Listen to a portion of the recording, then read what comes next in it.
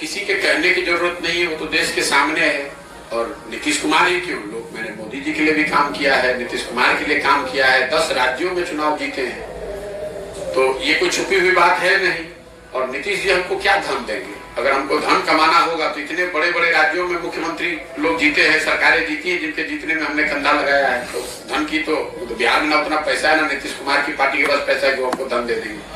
धन कमाने और ये जो काम किया है वो डंके की चोट पर किया है, अपनी समझ, अपनी विद्वता, अपने परिश्रम से किया है। किसी का 1 रुपया चोरी नहीं किया है, किसी का डाका नहीं डाला है, अपने परिश्रम से, अपने प्रयास से, अपनी मेहनत से, अपना पसीना बहाकर उस चीज को खड़ा किया है। देश में उस विधा को खड़ा किया है।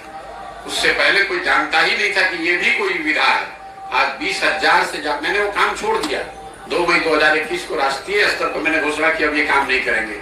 इसके बावजूद देश में 20,000 से ज्यादा बच्चे वो काम कर रहे हैं। उस चीज को हमने शुरू किया है। अगर आपका अपना विचार हो सकता है कि वो सही है या गलत है, लेकिन जो काम किया है वो तो पब्लिक के सामने हो, किसी नेता के कहने की थोड़ी ना बात है। और हमने वो अपने स्तर से किया है, हमारे पिताजी ने नहीं करके उसको दिया था।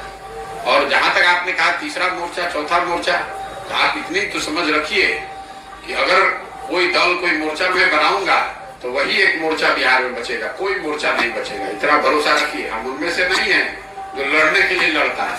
अगर लड़ने, अरे आप पहले सुन तो लीजिए, मैंने कहा तो बात आपने सुनी नहीं। अगर जन सुराज दल बनता है तो आप देखिएगा एक ही दल बचेगा, उसका नाम होगा जन सुराज। आपको एहसास नहीं है कि मैं कितनी बड़ी व्यवस्था बना रहा हूं। अब ये जरूर है कि ये बनाने के पूरे प्रयास में संभव है कि लोगों को मन ना हो, लेकिन अगर लोग मिलकर इसको बना देंगे तो उसके जिताने के लिए बिहार में आपको किसी की चिंता करने की जरूरत नहीं है। उतनी समझ भगवान ने हमको दी, हमने काम वो छोड़ दिया है, उसकी समझ नहीं छोड़ी है, तो उसकी चिंता मत कीजिए। और जो टीवी पर बयानबाज बने हुए हैं राजनीतिक दलों के नेता, उनके आकाओं के आका बैठकर हमसे सलाह लेते रहे हैं कि हम कैसे चुनाव लड़े, तो उनकी बातों का जवाब देकर उनको जरूरत से ज्यादा सम्मान नहीं देना चाहता।